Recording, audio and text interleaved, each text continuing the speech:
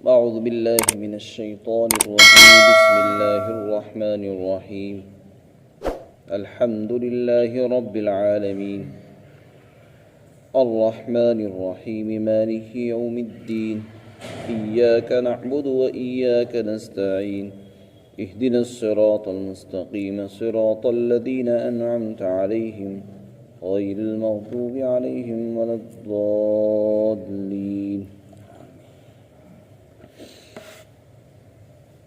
قرآن کریم کو جمع کرنے کے سلسلے میں کل یہ بات عرض کی گئی کہ قرآن کریم رسول اللہ صلی اللہ علیہ وسلم کے زمانے میں سینوں میں محفوظ تھا، اور سینوں کے علاوہ لکھنے کا بھی اہتمام کیا گیا۔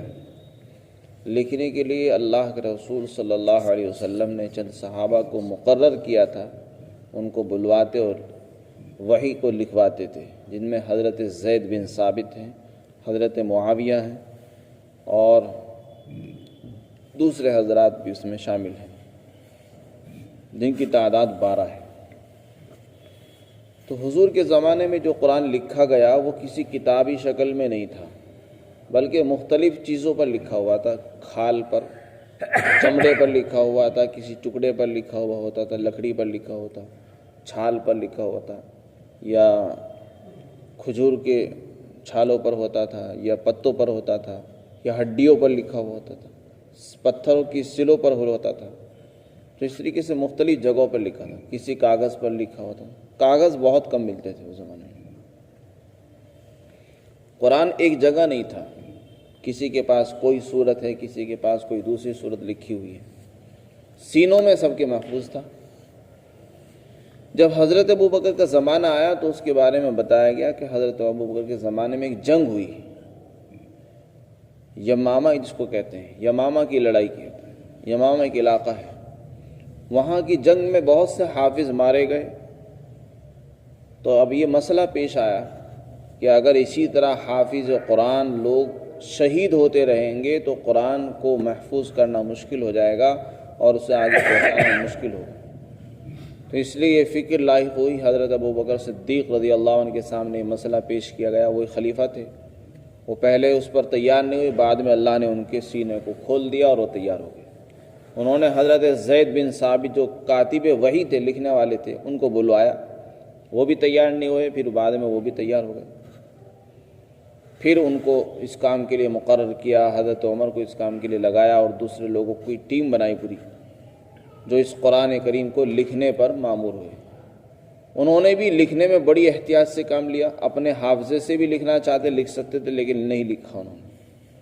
خود بھی حافظ تھے وہ، اور اگر وہ چاہتے تو حافظوں کی جماعت بٹھا کر اس سے لکھوا لیتے، ایسا بھی نہیں کیا۔ یا صحابہ کے پاس جو مختلف جگہ لکھے ہوئے صورتیں رکھی تھی، ان سب کو منگا لیتے اور لکھ دیتے، ایسا بھی نہیں کیا۔ جب تک کہ کوئی آیت متواتر اور کئی طریقوں سے ان کے پاس نہیں پہنچی، اس وقت تک اس کو نہیں لکھا۔ چنانچہ ان کے لیے 4 اصول تھے۔ جب تک کوئی آیت ان کے سامنے پیش کی جاتی، پہلے اس کو اپنے حافظے سے ملاتے، پھر حضرت عمر کے سامنے پیش کرتے، پھر 2 گواہ بھی لیتے تھے ان سے، اور چوتھے نمبر پر جو حضور کے زمانے کے جو نسخے لکھے ہوئے تھے ان سے اس کا میلان کراتے تھے۔ جب یہ ثابت ہو جاتا کہ ہاں یہ وہی آیت ہے جو ہمارے پاس بھی ہے اور دوسروں کے پاس بھی ہے، تو پھر اس کو لکھتے تھے۔ تو اس طریقے سے قرآن جمع ہوا ہے حضرت ابوبکر کے دور میں۔ حضور کے دور میں جمع ہوا تھا، لیکن منتشر تھا، وہ مختلف چیزوں پر لکھا ہوا تھا۔ ابوبکر صدیق رضی اللہ عنہ کے زمانے میں قرآن جمع ہوا تو ہر سورت کو الگ الگ صحیفوں میں لکھا گیا، ہر سورت کو علیحدہ علیحدہ صحیفوں میں لکھا گیا۔ تو اس میں آیتوں کو تو جمع کر دیا ترتیب کے ساتھ، جو آیت جس جہاں پر رکھنی تھی، حضور نے جیسی ہدایت دی تھی اس آیت کو وہیں پر لکھا گیا، لیکن صورتوں کی ترتیب قائم نہیں ہو سکی، صورتیں سب الگ الگ رہی۔ حضرت عمر کا زمانہ آیا تو ان کے زمانے میں بھی وہ قرآن ایسے ہی رہا۔ پھر حضرت عثمان کا دور آیا، ان کے دور میں ایک لڑائی ہوئی، آذربائیجان اور آرمینیا کے محاذ پر ایک جنگ ہوئی، اس میں حضرت حذیفہ بن الیمان رضی اللہ عنہ بھی شریک تھے۔ وہاں کی جنگ کے اندر ان کی جو ملاقات ہوئی لوگوں سے، تو وہاں یہ مسئلہ پیش آیا ہے کہ کوئی آدمی قرآن پڑھ رہا ہے تو وہ دوسرے کے قرآن کو غلط کہتا ہے کہ یہ جھوٹ بولتا ہے، قرآن یہ نہیں یہ ہے، میرا قرآن صحیح ہے، اس کا قرآن غلط ہے۔ وہ دوسرا کہتا ہے نہیں میرا صحیح ہے، تمہارا غلط ہے۔ تب یہ مسئلہ سامنے آیا تو پھر انہوں نے مدینہ پہنچ کر سب سے پہلے حضرت عثمان کے سامنے یہ مسئلہ رکھا کہ حضرت اس وقت امت انتشار کی شکار ہے، جو لوگ نئے نئے اسلام میں داخل ہو رہے ہیں وہ آپس میں ایک دوسرے کو غلط کہہ رہے ہیں، اور یہ کہہ رہے ہیں کہ قرآن تمہارے پاس نہیں، قرآن ہمارے پاس ہے، تمہارا قرآن غلط ہے، ہمارا قرآن صحیح ہے۔ ایسا اس وجہ سے ہوا تھا کیونکہ حضور صلی اللہ علیہ وسلم پر جو قرآن اترا ہے، کل بھی عرض کیا گیا، 7 حروف پر اترا ہے، یعنی اس کو 7 طریقے سے آپ پڑھ سکتے ہیں۔ اس کے اندر اختلاف ہے اسماء اور افعال کا، وجوہ اعراب وغیرہ کا۔ تو آپ صلی اللہ علیہ وسلم نے جس صحابی کو جیسے سکھایا انہوں نے ایسے سیکھا، انہوں نے آگے اس کو ایسے ہی پہنچا دیا، ان کے شاگردوں نے اسی طرح آگے پہنچایا، تو اس طرح وہ اختلاف چلتا رہا۔ تو لوگ یہ سمجھنے لگے کہ شاید یہ قرآن سے ہٹا ہوا طریقہ ہے، قرآن ایسا نہیں، اس طرح ہونا چاہیے، جبکہ قرآن وہ بھی قرآن تھا، یہ بھی قرآن تھا۔ تو 7 چونکہ 7 مختلف طریقے ہیں اس کے پڑھنے کے، اس کے اندر لوگوں کو مغالطہ ہوا، غلط فہمی ہوئی۔ پھر آپ نے ان کے سامنے یہ بات رکھی کہ قرآن کو جمع کیا جائے، اور ایسا طرز پر جمع کیا جائے کہ لوگوں میں اتحاد ہو جائے، لوگ سب ایک قرآن پر جمع ہو جائیں۔ یہ جو انتشار ہو رہا ہے کہ میرا قرآن غلط ہے تمہارا صحیح ہے، یہ نہ رہے۔ چنانچہ حضرت عثمان غنی رضی اللہ تعالیٰ عنہ نے اس کام کے لیے صحابہ کرام کو بلوایا، مشورہ کیا کہ اس وقت مسئلہ یہ ہے کہ لوگ، میں خود مدینہ میں یہ اس طرح کے واقعات سن رہا ہوں کہ لوگ ایک دوسرے کو غلط کہہ رہے ہیں، اور یہ مدینہ میں ان کے پاس یہ خبریں پہنچ چکی تھی کہ مدینہ میں بھی لوگ دوسرے کو غلط کہنے لگے تھے۔ اب آپ کی کیا رائے ہے، بتاؤ کیا کرنا چاہیے؟ لوگوں سے سوال کیا، سب نے پوچھا کہ حضرت آپ نے اس کے بارے میں کیا سوچا، آپ اپنی رائے پیش کریں۔ آپ نے فرمایا میں یہ چاہتا ہوں کہ پوری امت ایک قرآن پر جمع ہو جائے اور سب اس پر اتفاق رکھے، کوئی اس کے بارے میں اختلاف نہ رکھے، ہم یہ چاہتے ہیں۔ سب نے ان کی رائے کو پسند کیا اور اس پر اجماع ہو گیا اور سب تیار ہو گئے۔ آپ نے فرمایا کہ ٹھیک ہے، میں اس کام کے لیے تیار ہوں اور اس کام کو انجام دوں گا۔ تو آپ نے پھر اس کے لیے ایک کمیٹی تیار کی، حضرت زید بن ثابت جو کاتب وحی تھے ان کو بھی اس میں شامل کیا گیا، حضرت سعید کو اس میں شامل کیا گیا، حضرت عبد الرحمن کو شامل کیا، حضرت عبداللہ کو اس میں شامل کیا، 4 لوگوں کو اس میں شامل کیا، اور لوگ بھی اس میں بعد میں بڑھا دیے گئے۔ انہوں نے وہی قرآن منگوایا جو حضرت ابوبکر کے زمانے میں تھا۔ حضرت ابوبکر نے جو لکھوایا تھا وہ حضرت عمر کے پاس آیا، ان کے دور میں حضرت عمر نے اس کو اپنی بیٹی حضرت حفصہ کے پاس پہنچا دیا تھا جو حضور کی بیوی ہے۔ وہ قرآن حضرت حفصہ کے پاس تھا، حضرت عثمان غنی نے ان سے منگوایا، انہوں نے اس کو بھیج دیا اور یہ فرمایا تھا کہ ہم اس سے کچھ قرآن نقل کرنا چاہتے ہیں، پھر ہم آپ کو واپس کر دیں گے۔ چنانچہ حضرت عثمان غنی نے اس کمیٹی کو یہ ہدایت دی کہ آپ ایسے مصحف تیار کریں جس میں 7 قراتوں کی گنجائش ہو۔ چنانچہ اس کے اندر یہ ساری رعایت رکھی گئی، ایسا قرآن کی نقلیں تیار ہوئی، 7 ایسی نقلیں تیار ہوئی جس میں 7 کی 7 قراتیں آ سکتی ہیں اور امت اس پر جمع ہو جائے اور جو جس طرح پڑھنا چاہے پڑھ سکے۔ غرض یہ کہ آپ نے 7 نسخے تیار کرے قرآن کے، اور اس پر پوری امت کا اجماع ہو گیا کہ بس یہی معیاری قرآن ہے، اب اس کے بعد اس کے علاوہ کسی کو اعتبار نہیں کیا جائے گا، اس کے علاوہ جو چیزیں تھیں ان کو جلا دیا گیا تاکہ لوگ اس میں انتشار میں نہ پڑے کہ یہ بھی قرآن ہے اور وہ بھی قرآن ہے، تو باقی چیزوں کو جلا دیا گیا، بس وہی معیاری قرآن نسخہ باقی رہا۔ پھر آپ نے وہ 7 نسخے مختلف شہروں میں بھجوائے، ایک قرآن کا نسخہ مدینہ پاک میں رکھا، ایک مکہ مکرمہ میں بھیجا، اور ایک کوفہ میں بھیجا جو عراق میں ایک شہر ہے، ایک بصرہ میں بھیجا جو عراق کے اندر ہے، اور ایک ملک شام بھیجا، اور ایک یمن بھیجا۔ اس طریقے سے آپ نے 7 قرآن کریم لکھوائے اور ان کو مختلف جگہوں پر بھیجا ہے۔ آپ نے ایک بحرین میں بھیجا تھا۔ تو یہ حضرت عثمان غنی رضی اللہ تعالیٰ عنہ کے دور میں بھی قرآن کریم کو لکھا گیا ہے، اور اس لکھنے میں یہ بھی رعایت رکھی گئی تھی کہ پہلے دور میں صورتوں کے اندر ترتیب نہیں تھی، اس مرتبہ صورتوں کو بھی ترتیب کے ساتھ لکھا گیا۔ پہلے ایک کتاب کی شکل میں قرآن نہیں لکھا تھا، پہلے الگ الگ صورتیں الگ الگ صحیفوں میں لکھی ہوئی تھی۔ حضرت عثمان غنی رضی اللہ عنہ کا کارنامہ یہ ہے کہ انہوں نے جو قرآن جمع کروایا اس میں سب ایک ہی کتاب میں آ گیا، اور سب صورتیں ترتیب کے ساتھ آ گئی، آیتیں بھی ترتیب کے ساتھ آ گئی، اور اس میں ساری قراتوں کی گنجائش بھی ہے۔ تو پھر یہ قرآن پھر یہی چل پڑا، اور اسی کی نقلیں لوگوں نے تیار کرا کر آگے شروع کر دی لکھنی۔ پھر امت نے اس کی ایسی خدمت انجام دی ہے کہ لوگ اس سے چونکہ والہانہ شغف رکھتے ہیں اور اپنی محبت کا بھی اظہار کرتے ہیں، لوگوں نے اس کو لکھ کر آگے پہنچایا۔ قرآن کریم کا چونکہ لکھنے کا زمانہ تھا، لوگ ہاتھ سے لکھتے تھے، لوگوں نے ہاتھ سے لکھ کر اس کی بڑی خدمتیں کی، ہزاروں سال تک یہ خدمتیں ہوتی رہی۔ یہ پریس اور جو ہے چھپائی کے دور بعد میں آئے، 400 سال 300 سال پہلے کا یہ زمانہ ہے جب چھپائی کا کام شروع ہوا۔ تو اس طریقے سے یہ قرآن پھیلا۔ لیکن یہاں پر یہ بات ذہن میں رہنی چاہیے کہ آج ہمارے سامنے جو قرآن ہے اس پر زبر زیر پیش نقطے لگے ہوئے ہیں۔ حضرت عثمان غنی کے زمانے میں جو قرآن تھا اس میں یہ زبر زیر پیش نہیں تھے، صرف سادہ حروف تھے، اور وہ لوگ اتنے ماہر ہوتے تھے کہ بغیر نقطوں کے، بغیر زبر زیر پیش کے پڑھ لیا کرتے تھے۔ بعد میں جب قرآن عجم کے اندر پہنچا تو وہاں لوگوں نے اس کی ضرورت محسوس کی کہ قرآن پر حروف نقطے ہونے چاہیے، قرآن پر زبر زیر پیش ہونے چاہیے، تو یہ بعد کے لوگوں نے اس کام کو انجام دیا۔ کوئی کہتا ہے کہ یہ کام حضرت ابو الاسود دؤلی نے کیا ہے، جو حضرت علی کے شاگرد ہیں۔ حضرت ابو الاسود دؤلی نے اس کام کو انجام دیا کہ انہوں نے نقطے لگائے۔ اور ایک رائے یہ ہے کہ حجاج بن یوسف جو ایک حاکم گزرا ہے، اس نے بھی اس کام کو انجام دیا، اس نے نقطے لگوائے، زبر زیر پیش قرآن کریم پر لگوائے۔ اس نے یحییٰ بن یعمر سے اور دوسرے لوگوں سے، وہ بڑے بڑے علماء سے، انہوں نے حسن بصری وغیرہ سے یہ کام انجام دلوایا۔ تو اس طریقے سے لوگوں نے قرآن کی خدمت کی۔ پھر قرآن کو اور آسان بنانے کے لیے اس کو 30 حصوں میں تقسیم کیا گیا، لیکن یہ 30 جو پارے ہیں یہ تقسیم پہلے سے نہیں تھی، بعد میں ہوئی۔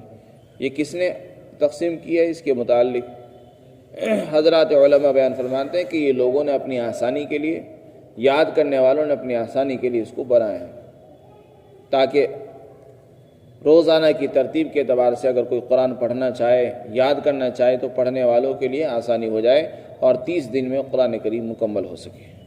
اس طریقے سے قرآن کریم کے اوپر خدمتیں انجام دی جاتی رہی۔ پھر اس کے پارے بنائے گئے، اس کی طباعت چھپائی ہوتی رہی، یہ مختلف دور آتے رہے۔ اب مسئلہ آ جاتا ہے تفسیر کا۔ اللہ کے رسول صلی اللہ علیہ وسلم نے امت کو صرف قرآن کے الفاظ ہی نہیں سکھائے تھے، بلکہ قرآن کے معنی بھی سکھائے، قرآن کو کہ تشریح، قرآن کا مطلب، اس کی تفسیر بھی بیان فرماتے تھے۔ قرآن کریم میں اللہ نے خود آپ کو ہدایت دی، وَأَنزَلْنَا إِلَيْكَ الذِّكْرَ لِتُبَيِّنَ لِلنَّاسِ مَا نُزِّلَ إِلَيْهِمْ، کہ ہم نے قرآن اس لیے اتارا ہے تاکہ آپ کھول کر لوگوں کے سامنے وہ احکام بیان کریں جو ان کے سامنے نازل کیے گئے۔ چنانچہ رسول پاک صلی اللہ علیہ وسلم قرآن کے الفاظ بھی سکھاتے تھے اور اس کے معنی، اس کے مطلب بھی بیان فرماتے تھے۔ اس لیے یہ کہنا کہ اللہ کی کتاب ہمارے سامنے موجود ہے، اب ہمیں کسی چیز کی ضرورت نہیں ہے، یہ گمراہی کو عام کرنے والا جملہ ہے۔ اور یہ کہنا کہ قرآن ہم خود سمجھ لیں گے، ہمیں نہ حدیث کی ضرورت ہے، نہ کسی کی تشریح کی تفسیر کی ضرورت ہے، ہم خود اس کو پڑھیں گے، خود اس کا مطلب نکالیں گے، اس سے بڑی گمراہی اور کیا ہو سکتی ہے۔ تفسیر کے معنی آتے کھولنے کے، اور اصطلاح میں کہتے ہیں تفسیر قرآن کے معنی بیان کرنا، اس کے احکام کو، اس کی حکمتوں کو کھول کر واضح کرنا، اس کو تفسیر کہتے ہیں۔ تو چونکہ رسول پاک صلی اللہ علیہ وسلم نے اس کام کو انجام دیا ہے، اور قرآن نے حضور کا یہ مقصد زندگی بیان کیا ہے، اور آپ کے نبوت کے مقاصد میں سے ایک مقصد یہ بھی تھا، اس لیے جو اس کام کو انجام دیا جا رہا ہے یہ رسول پاک صلی اللہ علیہ وسلم کی اتباع ہے اور پیروی ہے۔ اگر کوئی اس زمانے میں تفسیر قرآن کو انجام دے رہا ہے تو یہ رسول پاک صلی اللہ علیہ وسلم کی سنت ہے اور پیروی ہے۔ اللہ نے قرآن میں فرمایا لقد من اللہ علی المؤمنین اذ بعث فیہم رسولا من انفسہم یتلو علیہم آیاتہ ویزکیہم ویعلمہم الکتاب والحکمہ۔ حضور کے مقاصد بیان کیے کہ آپ لوگوں کو تلاوت قرآن پڑھ کر سناتے ہیں، لوگوں کے دلوں کو پاک کرتے ہیں، لوگوں کو حکمت کی باتیں سکھاتے ہیں اور کتاب بھی سکھاتے ہیں۔ تو یہ کتاب کا سکھانا یہی تفسیر ہے، اس کے معنی کو بیان کرنا۔ اب تفسیر کے لیے کن کن ماخذوں کو استعمال کیا جاتا ہے، کسی بھی آیت کی اگر ہمیں تفسیر کرنی ہو تو اس کے لیے کیا چیز دیکھنی چاہیے اور کہاں سے وہ تفسیر علماء نے بیان کی ہے، تو اس سے متعلق 6 چیزیں حضرات مفسرین نے لکھی ہیں کہ ہمارے اکابرین نے جو تفسیر بیان کی اس کے لیے 6 ماخذ ہیں۔ سب سے پہلے نمبر پر اگر کسی آیت کی ہمیں تفسیر کرنی ہوتی تو اس کے لیے سب سے پہلے قرآن کو دیکھا جاتا ہے۔ قرآن کی کوئی آیت آئی اور اس کا مطلب ہمیں معلوم کرنا ہے تو پہلے قرآن ہی میں اس کا مطلب ڈھونڈا جائے گا۔ اگر قرآن میں مل جائے تو ٹھیک ہے، نہیں تو پھر دوسرے نمبر پر حدیث شریف میں تلاش کیا جاتا ہے۔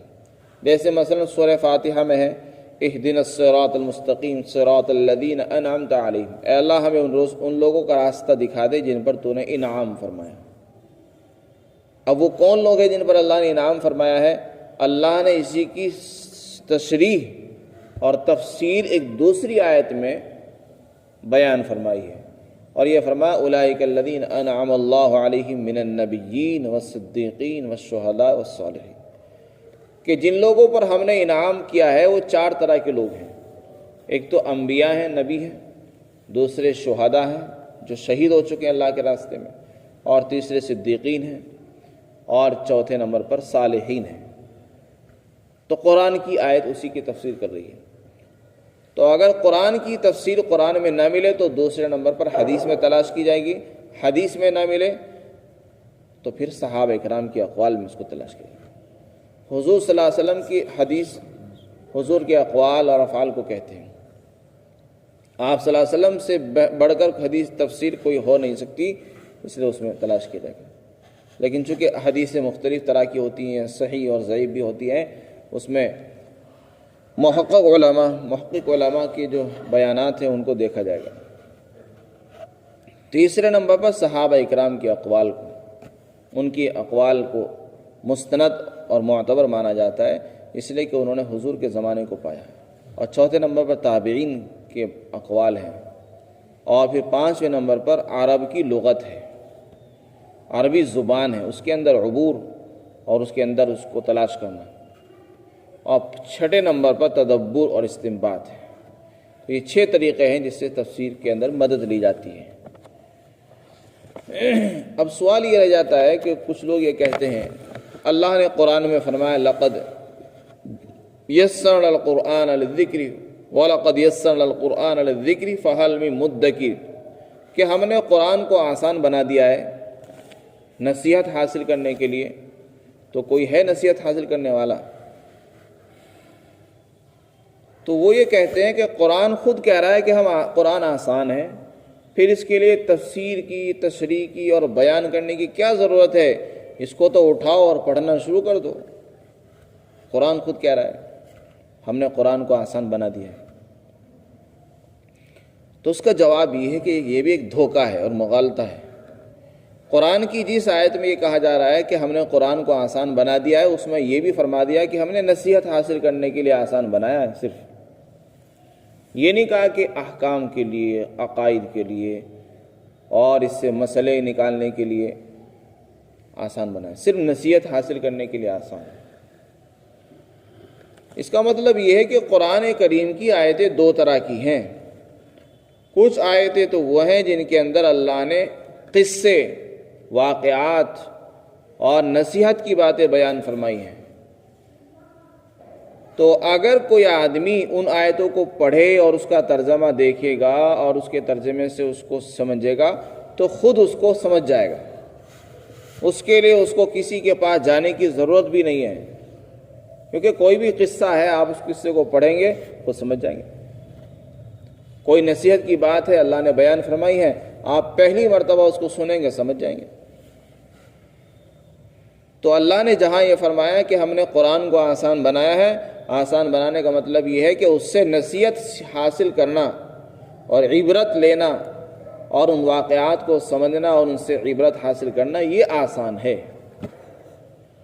اور قرآن کا ایک بڑا حصہ وہ ہے جس میں اللہ نے احکام بیان کیے، یعنی حکم، عقیدہ بیان کیا ہے، مسئلے بیان کیے ہیں، مسائل ہیں، عقائد ہیں، مضمون ہیں، گہری چیزیں ہیں جن کے اندر دماغ خرچ ہوتا ہے جن کو سیکھنے کے لیے، اور جن کو سمجھنے کے لیے کئی علوم سیکھنے پڑتے ہیں۔ صرف عربی زبان کو سیکھ کر کوئی آدمی قرآن کو نہیں سمجھ سکتا۔ تو ایسی آیتوں کے متعلق تفسیر کی ضرورت پیش آتی ہے، علوم اسلامیہ میں مہارت کی ضرورت پیش آتی ہے۔ اس لیے مطلق یہ کہنا کہ قرآن آسان ہے اور اس کے لیے تفسیر کی ضرورت نہیں ہے، یہ بہت بڑا مغالطہ ہے اور دھوکہ ہے۔ اس سے ہمیں نکلنے کی ضرورت ہے، اور آج کے زمانے میں لوگ اس مغالطے میں مبتلا ہو رہے ہیں۔ بہت سے لوگوں کو یہ مغالطہ لگ گیا ہے کہ قرآن عربی میں ہے، لہذا عربی زبان کو سیکھ لو، جب ہم عربی زبان سیکھ لیں گے تو عربی قرآن بھی سمجھ لیں گے۔ یہ بھی دھوکہ ہے، اس لیے کہ حضرات صحابہ کرام وہ جماعت ہے جنہوں نے حضور صلی اللہ علیہ وسلم کی صحبت پائی ہے، اور وہ عربی جانتے تھے، ان کی مادری زبان، پیدائشی زبان عربی تھی، لیکن ان کے متعلق لکھا ہے کہ وہ کئی دنوں کے اندر، مہینوں کے اندر قرآن کی آیتیں سیکھتے تھے۔ حضرت عبداللہ ابن عمر جو حضرت عمر کے بیٹے ہیں، ان کے متعلق موطا امام مالک میں ایک روایت نقل کی گئی ہے کہ انہوں نے سورہ بقرہ پڑھی۔ سورہ بقرہ جو 2.5 پاروں کی سورت ہے، اس کے لیے ان کو 8 سال لگے ہیں۔ سورہ بقرہ کو سیکھنے میں، پڑھنے میں 8 سال لگا دیے انہوں نے۔ کیا وہ عربی نہیں جانتے تھے؟ کیا وہ عربی کا ترجمہ نہیں جانتے تھے؟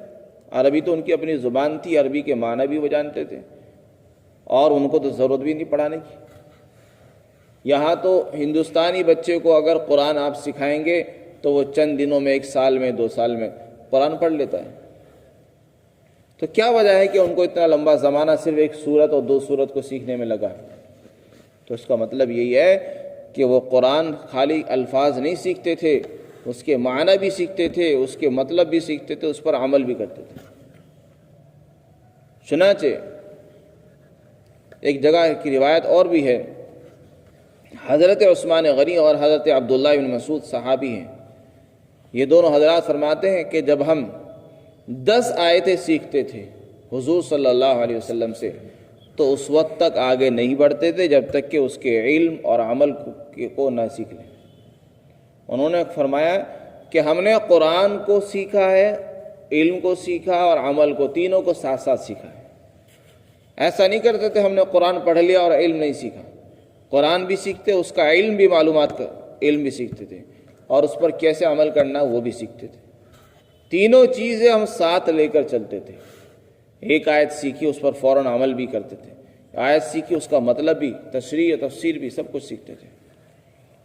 تو اس طریقے سے صحابہ اکرام نے اس پر محنتیں کی ہیں، اور امت نے بھی اس پر محنتیں کی ہیں، جس کی وجہ سے آج قرآن ہی ہمارے سامنے محفوظ نہیں، قرآن کی تفسیر بھی کتابی شکل میں محفوظ ہے، جو حضور صلی اللہ علیہ وسلم سے جو تفسیر منقول ہوتی چلی آئی۔ تو اس میں بڑی قربانیاں شامل ہیں علماء کی اور بہت سے لوگوں کی۔ تو جو لوگ یہ کہہ رہے ہیں کہ عربی زبان کو سیکھ کر قرآن کی تفسیر کر لیں گے اور پڑھ لیں گے، وہ بھی دھوکے میں مبتلا ہیں۔ انہوں نے دین کو مذاق سمجھ لیا اور معمولی سمجھ لیا، جبکہ دنیا کا معاملہ ایسا ہے کہ کوئی بھی آدمی انگریزی زبان کے اندر کتنا ہی ماہر ہو جائے، وہ انگریزی زبان پڑھ کر، انگریزی کی کتابیں پڑھ کر ڈاکٹر نہیں بن سکتا، اور کوئی بھی اس کو ڈاکٹر ماننے کو تیار نہیں ہوگا۔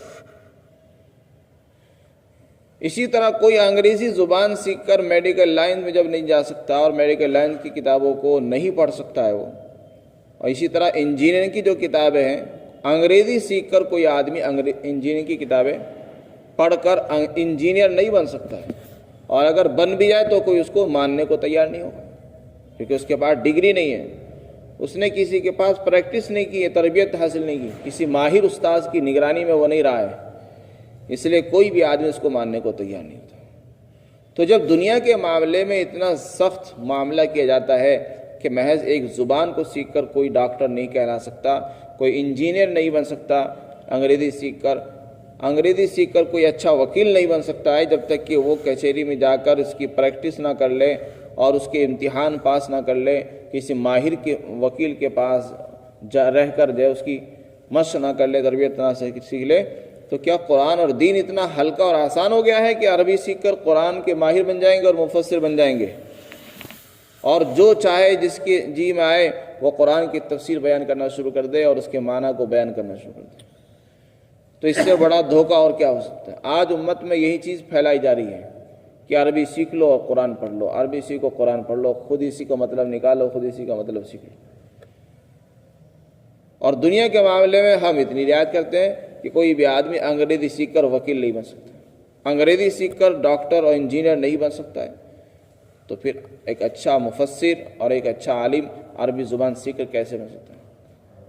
ہمارے زمانے کی باتوں کو چھوڑیے، صحابہ اکرام بھی نہیں بن سکے، جبکہ صحابہ کی اپنی زبان عربی تھی اور وہ بڑے بڑے قصیدے اشعار کو حفظ یاد کر لیا کرتے تھے، لیکن انہیں کس کی ضرورت پیش آئی؟ استاذ کی صحبت کی۔ انہوں نے حضور کی صحبت حاصل کی، حضور کی صحبت میں رہ کر قرآن کے معنی سیکھتے تھے، اس کے مطلب نکالتے تھے۔ تو اس زمانے میں تفسیر کے لیے کسی کو اگر ضرورت پیش آتی حضور کے پاس چلا جاتا اور معلومات کر لیتا۔ آج کے زمانے میں چونکہ حضور نہیں موجود ہیں، اس لیے ہمیں اگر تفسیر سیکھنی ہے تو کسی ماہر کے پاس ہی رہ کر تفسیر کے علوم کو حاصل کرنا ہوگا۔ اس کے لیے علم نحو، صرف، بلاغت، معانی، بیان، بدیع، اور اسی طرح علم حدیث، اصول حدیث، تفسیر، اصول تفسیر، فقہ، اصول فقہ، نہ جانے کتنے علوم اسلامیہ ہیں، اشتقاق ہے، علم عروض ہے۔ ان علوم کے اندر جب ہم پوری گہرائی کے ساتھ مہارت رکھیں گے تب جا کے ہم اس قابل ہوں گے کہ ہم قرآن کی تفسیر کو سمجھ سکیں اور پڑھ سکیں۔ اسی طرح ایک بات اور بھی عرض کرنی ہے، اسرائیلی روایات کے متعلق ہے۔ اسرائیلی روایات قرآن کریم کے اندر بہت سی روایتیں ایسی آ گئی ہیں جو اسرائیلیوں سے آئی ہیں۔ اسرائیل کہتے ہیں یہود کو اور عیسائیوں۔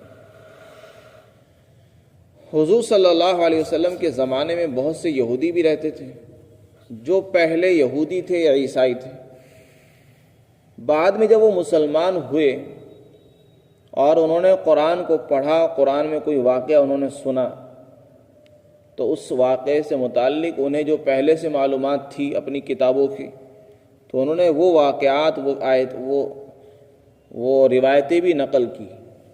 تو ایسی روایتوں کو جو ایسے صحابہ سے یا ایسے تابعین سے ہم تک پہنچی جو پہلے کسی اور دین سے تعلق رکھتے تھے اور انہوں نے اپنے آسمانی کتابوں سے ہم تک پہنچائی، وہ اسرائیلی روایت کہلاتی ہے۔ ان کے متعلق حافظ ابن کثیر رحمۃ اللہ علیہ نے ایک فیصلہ کن بات یہ فرمائی ہے کہ وہ 3 طرح کی ہیں۔ کچھ اسرائیلی روایتیں وہ ہیں جن کی قرآن اور حدیث تصدیق کرتی ہیں، جیسے مثلا ان کی کتابوں میں یہ لکھا ہوا ہے کہ فرعون غرق کیا گیا اور حضرت موسیٰ علیہ السلام کوہ طور پر تشریف لے گئے، تو اس کا سچا ہونا قرآن سے بھی معلوم ہوتا ہے، لہذا ان کی ہم تصدیق کریں گے، ان کو مانیں گے۔ اور بہت سی اسرائیلی روایات وہ ہیں جن کا جھوٹا ہونا قرآن سے یا حدیث سے ثابت ہے، جیسے وہ کہتے تھے کہ حضرت سلیمان علیہ السلام نعوذ باللہ آخر زمانے میں مرتد ہو گئے تھے، ان کی کتابوں میں ایسے لکھا ہوا، جبکہ قرآن اس کی تردید کرتا ہے، وہ کہتا ہے وما کفر سلیمان ولکن الشیاطین کفروا، کہ سلیمان علیہ السلام نے کفر نہیں کیا تھا۔ تو ایسی چیزوں کی ہم تردید کریں گے۔ اور تیسری قسم اسرائیلی روایات کی وہ ہے جن کے اندر قرآن اور حدیث خاموش ہے، نہ تصدیق معلوم ہوتی ہے اور نہ تکذیب، اس لیے ایسی چیزوں روایات کے متعلق ہمیں خاموشی اختیار کرنی چاہیے، نہ ہم ان کی تصدیق کریں نہ ان کی تکذیب کریں۔ اور ان کو نقل کرنے میں بھی احتیاط کرنی چاہیے۔ غرض یہ کہ یہ جو ضروری باتیں تھیں وہ آج الحمدللہ پوری ہو گئی۔ انشاءاللہ کل سے بسم اللہ کی تفسیر اور اس سے متعلق کچھ باتیں عرض کی جائیں گی۔ اللہ تعالی ہم سب کے بیٹھنے کو قبول فرمائے۔